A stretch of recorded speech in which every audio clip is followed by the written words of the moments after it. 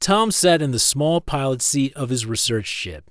The blackness of space stretched endlessly outside the front window, broken only by the light of distant stars. He had been traveling alone for several weeks, studying strange energy signals. From the edge of known space, the signals were unusual, almost like a pattern, but not something humans had seen before. The ship's computer beeped, pulling his attention to the scanner display. A large shape appeared on the screen, moving fast. Tom leaned forward. It was not one of the regular trade ships or patrol ships. This was much bigger and moving straight toward him, a known vessel approaching. The computer's calm voice reported. Tom adjusted the ship's controls and tried to change direction. But within moments, a massive shadow blocked his path. A warship appeared, its metal surface dark and marked with glowing red lines. Strange symbols ran along its side. The ship was at least 10 times larger than his own. Before Tom could send a message, a deep voice came through the speakers. "Human vessel, power down your engines and prepare to be boarded." The voice was stern. Not giving him any choice, Tom's heart pounded. This was the Vreen, a warrior race that humans had heard about but rarely met. Stories said they were strong, disciplined, and never backed down from a fight. Tom shut down his engines. A bright beam of light connected the two ships, and moments later, a metallic thud echoed through his hull. The airlock hissed open, and heavy footsteps moved closer. Through the doorway stepped a tall figure wearing dark armor that shone under the dim light. She was easily a head taller than Tom. Her face was sharp, and her eyes were a bright silver, scanning every corner of the small ship. Her armor had marks that looked like battle scars. "I'm Arca of the Vreen," she said in a firm voice. "You are coming with me." Tom raised his hand slowly. "I'm just a researcher. I'm not here to cause trouble." Arca looked at him without expression. "That will be decided by my commander. Move." She motioned for him to walk toward the airlock. 2 more armored Vreen soldiers waited outside. They took his small data device and secured his hands with a smooth metal band. The moment the band touched his skin, it locked in place. They guided him into the massive warship. The corridors were wide, lined with glowing panels and the hum of engines. Everything smelled faintly of heated metal and strange oils. Other Vreen warriors passed by, glancing at him with curiosity and caution. He was led into a small room with a single chair and a table. Arca stood by the door while another officer entered. Studying Tom as if he were a puzzle, the officer asked questions about his mission, his ship, and the strange energy signals. Tom answered honestly. Knowing lying would only make things worse. After a while, the officer left, leaving Tom alone with Arca. She stood silently, her silver eyes watching him. Tom noticed she carried a long blade on her back and a compact energy weapon on her side. Her armor was lighter than the others, built for movement rather than heavy protection. "You did not try to run," Arca finally said. Tom shrugged. "Didn't see much point. You catch me anyway." A small flicker of amusement crossed her face, but it was gone in a moment. "Wise." Before Tom could say more, the ship suddenly shook. A deep alarm echoed through the corridors. Arca's hand went to her weapon instantly. She tapped the small device on her wrist. Listening to a voice speak in the Vreen language, she looked at Tom. "Stay here." She moved to leave, but before she stepped out, another vibration ran through the ship, and a loud crash sounded from nearby. The lights flickered. Arca's wrist device buzzed again. She turned sharply toward Tom. "Pirates, they are boarding." Tom felt a knot in his stomach. Pirates in this part of space were ruthless. They attacked anyone, even the Vreen. Arca hesitated, as if deciding something. Then she stepped over to him and unlocked the metal band around his wrists. "If you want to live, stay close to me." Tom nodded quickly. She led him through the corridor as the sound of weapons fire grew louder. Around the corner, a group of armed figures in mismatched armor appeared, firing energy blasts. Arca moved fast, pushing Tom behind the support pillar and drawing her weapon. Her blade cut through the air with deadly speed, forcing the pirates to fall back. Tom peeked from behind the pillar and noticed another pirate trying to sneak up from the side. "Behind you," Tom shouted. Arka spun instantly, blocking the attack and striking the pirate down. She gave Tom a sharp nod. Good eyes. They moved together toward a more secure area of the ship. The battle noise echoed everywhere. The Vereen warriors fought with precision, pushing the pirates back. Arka seemed to know every turn and corner, guiding Tom quickly through the chaos. Finally, they reached a sealed chamber where several Vereen officers stood, coordinating the defense. The pirates were already retreating. Arka stood guard near Tom until the danger passed. When the alarms went silent, she looked at him again. You could have stayed quiet. You did not. I'm not the kind of person who watches someone get attacked, Tom replied. Her expression was unreadable, but her eyes seemed to hold a faint respect. Noted, she motioned for him to follow as they returned to the holding room. But now, the air between them felt different. He was no longer just a prisoner. Something had shifted. A small thread of trust had begun to form. Tom sat back down in the chair. He still didn't know what the Vereen planned for him, but he knew one thing. The silver-eyed warrior named Arka was someone he would not forget. Tom sat quietly in the small holding room. The walls were smooth and dark, with only a single light above his head. The events from earlier still replayed in his mind. The attack, the noise of weapons, and the way Arka had fought to protect him. The door opened with a soft hiss. Arka stepped in, her armor showing marks from the earlier fight. She carried a small container and placed it on the table. You need food, she said simply. Tom was surprised. Is this for me? Arka gave a short nod. You are still my prisoner, but you fought against the pirates. That deserves respect. Tom looked at the meal inside the container. It was a mix of strange purple fruit and thin slices of cooked meat. The taste was different from human food, but not unpleasant. As Tom ate, Arka stood near the door, her sharp eyes scanning the room. She seemed to be listening to something only she could hear, probably the voices from her wrist device. After a few minutes, Tom spoke. Those pirates, they were after me, weren't they? Arka shook her head. They attack anything valuable. This ship carries rare metals and weapons. You are not their main target.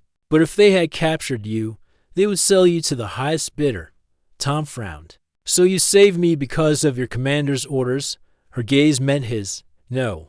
I saved you because you are under my watch, and because you saved me first.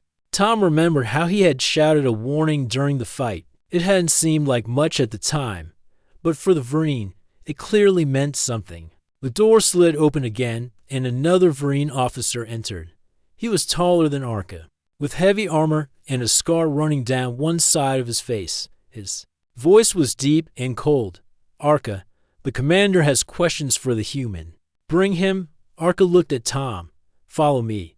They walked through the wide corridors of the ship.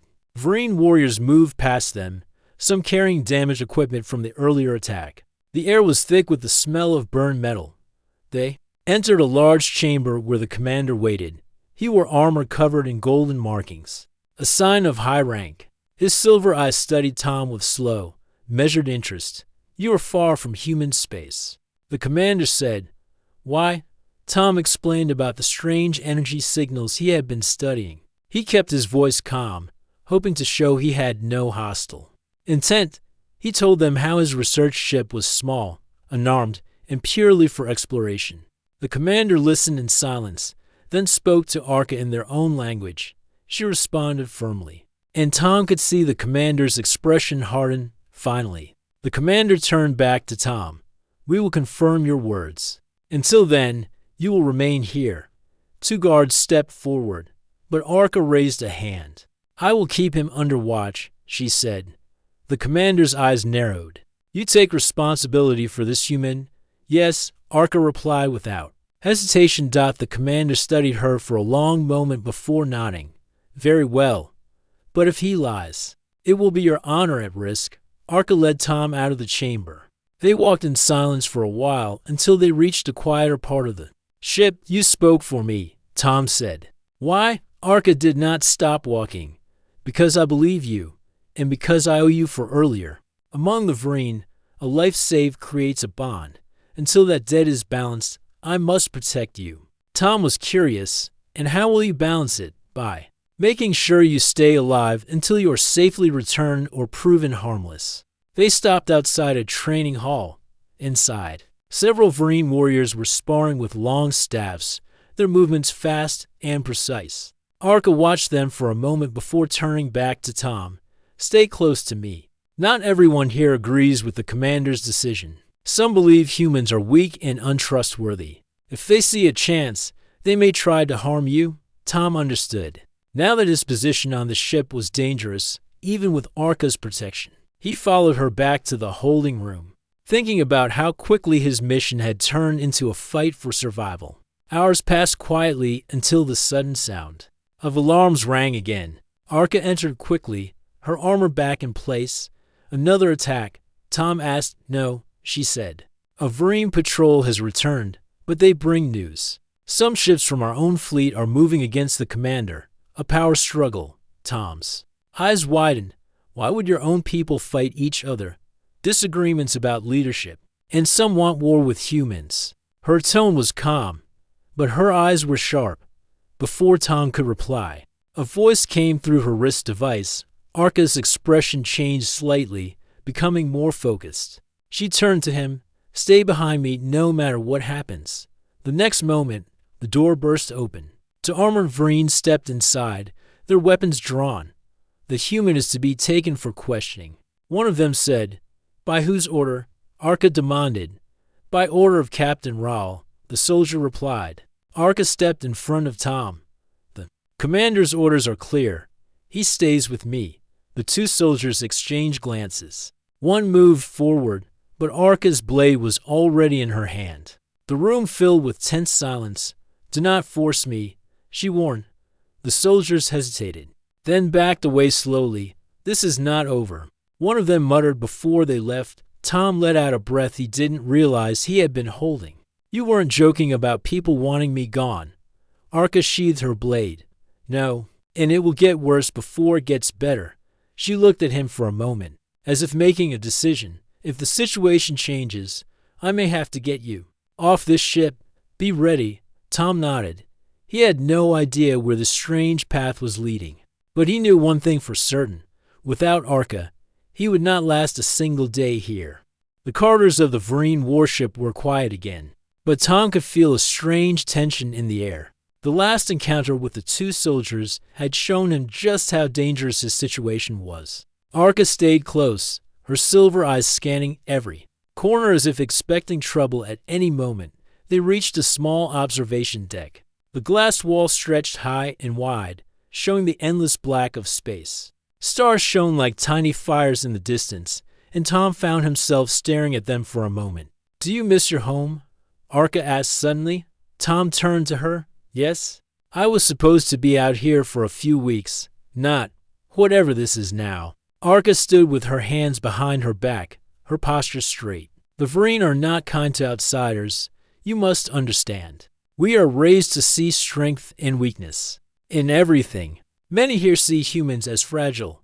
Tom let out a small laugh. And yet you're protecting me. Her eyes met his. Because you acted when you did not have to. That matters to my people. Even if others ignore it, for a few moments, they stood in silence, the stars reflecting in the glass. Tom realized that Arca, despite her armor and sharp voice, carried a certain calm that made him feel safer. Later, they returned to the training hall. Arca stepped inside and picked up to practice staffs. She held one out to Tom. You should learn to defend yourself, she said. Tom blinked. Against Marine soldiers? I don't think I stand a chance against anyone, Arca replied. Even a weak fighter can survive if they know how to move. Reluctantly, Tom took the staff. Arca showed him how to hold it, how to keep his balance, and how to block an attack. Her movements were fast but controlled, and she never struck harder than he could handle.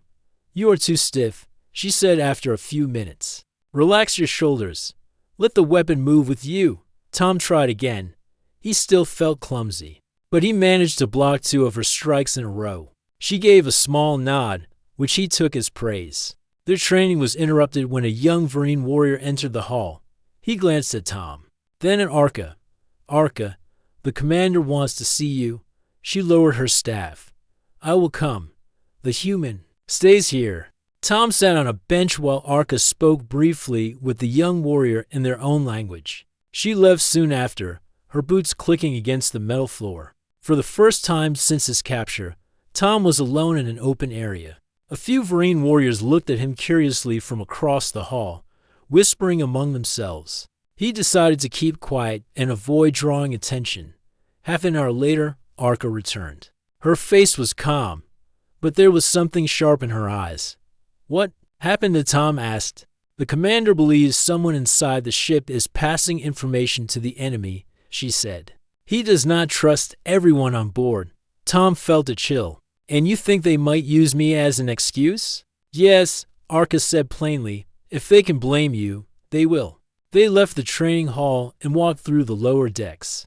Arca seemed to be leading him away from the busier areas, choosing quiet passages where fewer people could see them. As they walked, Tom noticed a faint sound, voices ahead, speaking in low tones. Arca raised a hand, signaling him to stop.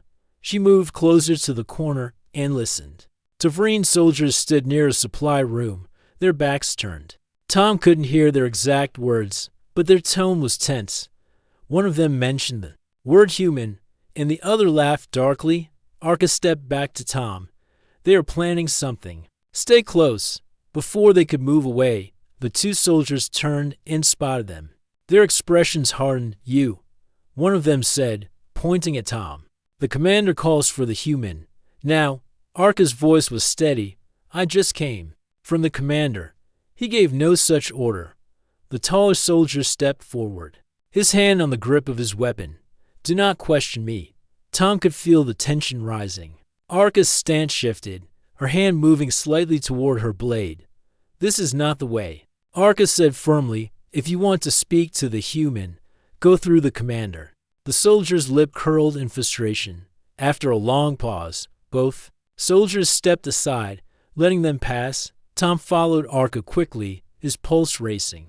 Once they were alone again, Arca looked at him. "They are growing bolder." "That means time is running out." Tom frowned. "Time for what?" "For me too. Find a way to get you to safety." They returned to the observation deck later. Sitting near the glass wall, Tom watched the slow drift of distant asteroids while Arca stood beside him. "You know," Tom said quietly, "when you first came onto my ship, I thought you were just doing your job. But now, I think you're taking a big risk for me." Arca's silver eyes softened just slightly. "The risk is mine to take. And perhaps there's more to humans than I was taught." Tom smiled faintly. "And maybe there's more to Vereen than the stories humans tell." Arca tilted her head, as if considering his words. Perhaps a soft alarm interrupted the moment. Echoing through the deck, Arca's wrist device buzzed. She listened, her eyes narrowing. "What is it?" Tom asked. "The commander has ordered all security teams to be ready. We are changing course." "Why?" Arca's voice was calm but serious. "Because we are heading toward a conflict zone. And if we enter it, there will be chaos, and chaos. It will be harder to protect you." Tom's stomach tightened. The thought of more fighting made him uneasy, but he knew Arca was right. If things got worse, he would be on his own unless she was there. As the warship began to change direction, Tom realized that the bond between them was no longer just about a life debt. They were starting to trust each other in a way neither had expected. And in a ship full of enemies, that trust might be the only thing keeping him alive. The Vereen warship moved steadily through space, its engines humming like a deep drumbeat. Tom sat in his small holding room, staring at the smooth metal wall. It had been hours since he last saw Arca. The air in the room felt heavy, and his thoughts were restless. When the door finally opened, Arca stepped inside quickly. She didn't speak right away, but her eyes were sharper than before. "You need to come with me," she said in a low voice. Tom stood. "What's going on?" "There's no more time," she replied. "Some of the officers have decided you will be blamed for the traitor on this ship. They want to hand you over to the enemy to remove suspicion from themselves." Tom's chest tightened. "Hand me over? To who?" "Not pirates," Arca said, "but worse, raiders from the Corn clans. They take prisoners and use them for labor until they die. I will not allow that to happen. Tom swallowed hard. Then what do? We leave. Now. She handed him a small metal band. Put this on your arm. It will block your location from the ship's scanners for a short time. Tom slipped it on, feeling the faint vibration as it locked in place. Arca opened the door and looked both ways before signaling him to follow. They moved through the corridors quickly, staying close to the walls and avoiding groups of Marine soldiers. Arca seemed to know every path that would keep them out of sight. Where are we going? Tom whispered. To the hangar, Arca said. We take a small fighter. If we are lucky, we can slip away before anyone notices. They turned down a narrow maintenance passage. The dim light cast shadows on the walls, and the air smelled of oil and metal.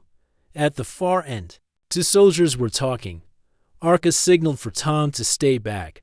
She stepped forward, her voice firm. The commander needs you on the bridge immediately, she told them. The soldiers hesitated, but her tone carried authority. Without questioning, they moved past her and down the corridor. Tom followed, impressed by how easily she had handled it.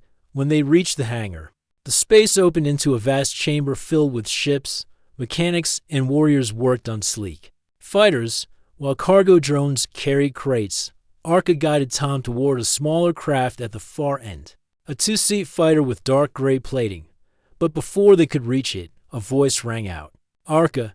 They turned to see the tall, scar-faced officer from before, flanked by two guards. His eyes narrowed. You are taking the human somewhere? Arca's voice was calm. The commander ordered me to move him for safety. The officer stepped closer. The commander gave no such order. You are acting without permission. Arca drew her blade in one smooth motion. Then stop me, if you can. The officer smirked and motioned to his guards. The two charged forward, weapons ready. Arca met them head-on, her blade striking fast. Tom ducked behind a crate as energy blasts lit the air. Arca moved like water, blocking and countering with precision. One guard fell back with a cut across his weapon arm, while the other stumbled as she kicked his legs out. The officer raised his own weapon, but Tom saw it and shouted, Arca, left. She spun, deflecting the shot, and sent the officer's weapon clattering to the floor. He backed away, rage in his eyes. This isn't over. He growled before retreating with his wounded guards. Arca turned to Tom. Move. They ran to the fighter. Arca opened the cockpit and pushed a button that lowered the boarding ladder. Tom climbed in first, settling into the rear seat. Arca followed, taking the pilot's position. The fighter's engines roared to life. Mechanics turned in surprise, shouting into their comms. A hangar alarm blared. They've seen us, Tom said. They will have to catch us, Arca replied. She steered the fighter toward the hangar exit. Large doors began to close, but she increased the thrust, slipping through just before they sealed shut. The blackness of space opened before them, behind. The massive Marine warship loomed like a dark fortress. Almost instantly, two smaller ships broke off from the warship and began chasing them. Hold on, Arca said. The fighter spun sharply, weaving between drifting asteroids. Energy blasts from the pursuing ships lit the rocks around them. Arca's hands moved swiftly over the controls, guiding the fighter through tight spaces where the larger ships struggled to follow. Tom gripped the seat. Are we going to make it? We will, Arca said. If you can help me. Help? You how? There's a control panel to your right. Activate the targeting system. We will need it. Tom found the panel and pressed the glowing button. The display lit up with moving dots. They're pursuers. Lock onto the one on our left. Arca instructed. Tom pressed the lock button, and the system beeped in confirmation. Arca fired a short burst from the fighter's weapons, striking the enemy ship's wing. It spun out of control, drifting away. One down, Tom said, his voice tight. The remaining pursuer closed in. Arca guided the fighter into a dense asteroid cluster. Rocks spun past at dangerous speeds, but Arca's skill kept them clear. At the right moment, she veered sharply, causing the enemy ship to collide with an asteroid. The display cleared. There were lone dot. Tom let out a long breath. We did it. Arca didn't slow the fighter. Not yet. They will send more. We need a place to hide. She plotted a course toward a small moon on the edge of the system. Its surface was covered in deep craters, perfect for concealment. They landed in the shadow of a high ridge, the fighter's engines powering down to silence. Tom stepped out, his legs unsteady from the chase. The air was thin, but the fighter's suits provided breathable oxygen. He looked at Arca. You just, for your own people, for me, he said quietly. Arca's expression was unreadable. I gave my word to protect you, and now I am hunted like you. They stood in the moon's shadow, the stars cold above them. Tom realized this was no longer just a prisoner and guard situation. They were fugitives together, and their survival would depend on each other more than ever. The surface of the small moon was silent and still. The gray dust stretched far in every direction, broken only by sharp ridges and deep craters. The fighter sat hidden in the shadow of a tall rock formation, its engines off and lights dim. Tom sat on a flat rock near the ship, trying to calm his breathing. The escape from the Vreen warship had been fast and dangerous, and now the reality of their situation was sinking in. Arca moved around the fighter, checking its hull and weapons. She was quiet, but her movements were quick and focused. The dust clung to her boots and the lower edges of her armor. Any damage? Tom asked. Minor, she replied. The left wing has scoring from enemy fire, but nothing that will keep us from flying. More important is fuel. We have enough for one long jump or two short ones. Tom frowned. So we can't just run forever. No, Arca said. We must choose where to go. But first, we stay hidden until the search dies down. She opened a small supply case from the fighter and handed Tom a water pouch and a packet of dried food. He took them gratefully as they ate. Tom noticed a small cut on her cheek and a tear in the side of her armor. You're hurt. It is nothing, Arca said, but Tom could see dried blood near the edge of the cut. Let me help. He insisted. She hesitated for a moment, then gave a short nod. Tom opened the medical kit from the fighter and cleaned the wound carefully. Arca watched him closely, as if studying his hands. You have skill, she said. Not really. Tom replied. I've just patched myself up a few times on research trips. When you work alone in space, you learn to handle small injuries. When he finished, she stepped back and tested the movement of her jaw. It will heal well. Thank you. They sat in silence for a while, listening to the faint hum of the fighter's power core. The stars above the moon's thin horizon looked sharp and bright. Finally, Tom spoke. You said before that you think I might help your people and mine work together. Why? Arca rested her arms on her knees. Because you act without thinking, only for yourself. When the pirates attacked, you warned me. When the soldiers came for you, you stayed calm. That is strength, even if it is not the kind my people are trained to see. Tom was quiet, thinking about her words. He had never thought of himself as strong. He was a researcher, not a soldier. But in the past few days, he had done things he never imagined. A faint beeping sound interrupted the moment. Arca quickly moved to the fighter's controls. A signal, she said. Vreen patrol ships are sweeping the area. They are close. Tom felt his chest tighten. What do? We do not run yet, Arca said. If we power up the engines now, they will see us. We wait until they pass. Then we move. They crouched near the fighter, keeping their voices low. Minutes felt like hours. The faint shadow of a ship passed across the ground far in the distance. When the sound faded, Arca stood. They will circle back. We must change our position before they complete their sweep. They climbed into the fighter and lifted off just enough to glide low over the moon's surface. Staying within the shadows of the ridges, Arca guided the craft with careful hands, avoiding open ground. After several minutes, they found a deeper crater with steep walls and landed inside it. The walls would block most scans, at least for a short while. Tom exhaled. I never thought hiding could be this exhausting. Arca gave a faint smile. You are learning the life of a hunted one. They passed the next few hours repairing the small damage to the fighter and checking supplies. Tom helped by replacing a damaged wire in the targeting system.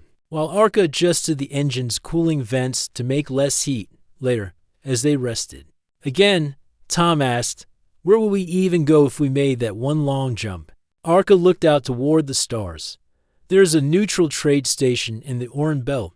It is far, but the Varine have no control there. We could find safety for a time, could." Tom repeated, "So it's not certain." "Nothing is certain," Arca said, "but it is the best choice, and once there, I can send word to certain allies." Before Tom could respond, the faint sound of engines echoed above the crater. Arca's eyes narrowed. "They found us," she said. She powered up the fighter, and the cockpit lit with soft blue light.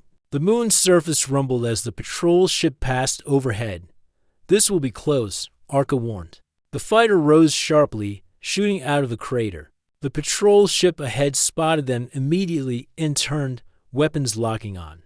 Arca twisted the fighter sharply, avoiding the first volley. Tom gripped the controls on his side.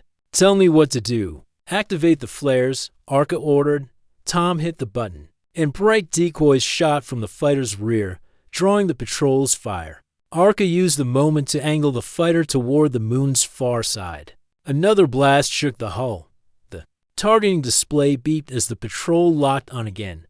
Arca accelerated hard, breaking through the moon's thin atmosphere and into open space.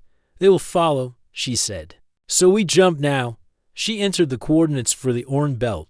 The fighter's engine core glowed bright, and a deep hum filled the cockpit. Tom held his breath as the stars outside blurred and stretched. In an instant, they were gone from the moon's orbit, leaving the patrol behind. When the view cleared, they were in a quiet part of space, far from any large ships. In the distance, a faint orange light marked the Oran Belt.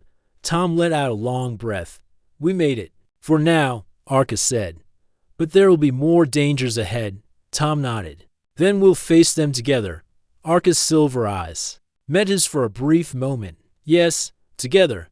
The fighter turned toward the Oran Belt, moving quietly through the endless dark, with two fugitives aboard who now shared the same fate. The night on the alien world was cold and silent. Only the wind moved, carrying the smell of smoke from the earlier battle. Sam sat near the small fire that Lyra had made. He could see her on the edge of the camp, standing like a statue, looking into the dark forest. Her long weapon rested against her shoulder, and her eyes never stopped moving. Sam knew she was tired. She had fought for him all day, first against the raiders who wanted to take him away, then against the soldiers of her own people who believed he was a danger. She had not left his side for even a single moment. He wanted to thank her, but he also felt guilty. He was only one person, and she had risked everything for him. She had turned against her own kind. She had chosen him over her duty. That choice made him feel heavy inside. Lyra turned back and walked to the fire. Her voice was calm but strong. "We must move before sunrise," she said. "They will come again, and this time they will send more warriors." Sam looked at her and asked, "Why are you doing this for me? I am not from here. I am not one of your people." She sat down across from him. The firelight showed the marks on her armor and the dirt on her face. Her eyes were steady. "You are not from here," she said, "but you are not my enemy. My people are wrong to think you are a threat. I saw how you acted when we first met. You did not try to harm anyone. You tried to understand. That matters." Sam lowered his head. He did not know what to say. In his heart, he knew she was right. But he also knew that her choice would cost her more than she could guess. The night passed slowly. Every sound in the forest made Sam jump, but Lyra remained calm. At dawn, they packed quickly and moved deeper into the forest. The air was cool and filled with mist. Birds with bright feathers flew between the tall trees. They walked for hours. Lyra moved ahead, checking the path, while Sam followed. She left signs on the trees so he could keep track if they were separated. She was careful, but Sam could feel that they were being watched out by midday. They reached a small valley with a stream running through it. Lyra stopped and looked around. "This is a good place to rest," she said, "but I will scout the area." First, Sam drank from the stream while she disappeared into the trees. Minutes felt like hours. Then he heard something branches breaking. He turned, expecting Lyra, but instead saw 3 alien warriors stepping out of the forest. Their armor was black and red. They held long curved blades. Sam backed away, his heart racing. One of the warriors spoke in a language he could not understand, but the tone was clear. They wanted him to come with them. When he did not move, they started toward him. A sudden flash of movement came from the trees. Lyra burst out, moving faster than Sam thought possible. Her weapon swung, knocking one warrior to the ground. She blocked another's strike and pushed him back. "Run!" she shouted. But Sam did not run. Something inside him refused to leave her alone. He picked up a fallen branch and swung it at the third warrior. It did not do much, but it distracted the enemy long enough for Lyra to finish the fight. When the battle was over, 2 warriors lay on the ground, and the third ran back into the forest. Lyra turned to Sam, breathing hard. "I told you to run," she said. "I couldn't," he replied. "You've been protecting me all this time. I can't just stand and watch for a moment." She said nothing. Then a small smile appeared on her face. "Perhaps you are stronger than you think," she said. They left the valley at once, knowing the escaped warrior would return with others. As they moved, the bond between them felt stronger. Sam realized that he was no longer just someone she was protecting. They were fighting together now. That night, they found shelter in a cave. Lyra built a small fire at the entrance, while Sam explored the inside. The walls were marked with old carvings, pictures of battles, strange animals, and tall towers. "What is this place?" Sam asked. "This was once a meeting place for my people," Lyra said. "Before the wars, before we forgot what peace was." Sam touched the carvings. "Maybe we can remember again." Lyra looked at him, and for the first time, her face softened. "Maybe," she said. But deep in the forest, far from the cave, the escaped warrior knelt before a figure in shining silver armor. The figure listened to his report and then gave an order in a cold, steady voice. "Find them. Do not fail." The hunt was far from over. The sky above the alien city was dark, filled with clouds and the sound of distant thunder. In the middle of the great open courtyard stood Lyra, her tall figure framed by the light of burning towers. Her armor was dented, her weapon chipped, and her breathing heavy, but her eyes were sharp and focused. Beside her stood Aaron, his hands trembling but his heart full of courage. The courtyard gates were still closed, but they could hear the sound of soldiers gathering outside. It would not be long before the final battle began. "You do not need to fight for me anymore," Aaron said quietly, looking at her with worry. "If you go now, you can survive." Lyra shook her head. "I will not leave you. This fight is mine as much as yours." Before Aaron could respond, the great gates burst open with a loud crash. Dozens of armed warriors poured in, their armor shining and their weapons raised. The leader stepped forward, pointing at Lyra and Aaron. "Surrender the human, and we will let you live," he said in a cold voice. Lyra raised her weapon. "Come and take him." The battle began. The first wave of soldiers rushed toward them. Lyra moved like lightning, her strikes precise and powerful. Aaron stayed behind her. But when one soldier broke past her guard, Aaron grabbed a fallen spear and blocked the attack. His hands shook, but he held firm. More soldiers came. Lyra fought with all her strength, but the enemy numbers kept growing. Her armor cracked in places, and her movement slowed, but her determination did not weaken. Every time she saw a sword aimed at Aaron, she struck harder. Suddenly, a loud horn echoed through the courtyard. From the far side, a group of unexpected allies arrived. They were alien rebels, the same ones Lyra had helped in the mountains days before. Their leader shouted, "For Lyra, for freedom," and charged into the enemy ranks. The battle turned chaotic. The rebels fought fiercely, giving Lyra and Aaron room to breathe. Aaron's fear began to fade as he saw the tide turning.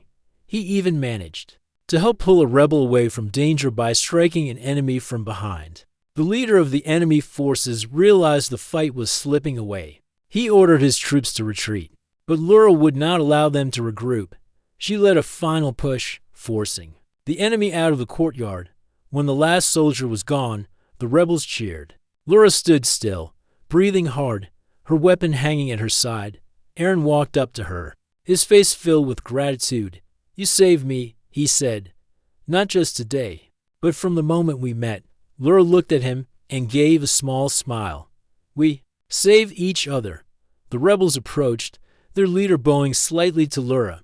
"The city is ours. You are free now." Aaron looked at the burning city walls and then at the sky, where the clouds were starting to break. He knew his journey was not over. He was far from home. But now he had allies and a friend who had risked everything for him. As the first light of dawn touched the city, Lura and Aaron stood side by side, ready for whatever came next. The war was not truly over, but they had won this battle together, and in that moment, they knew that no matter what enemies rose against them, they would face it as one.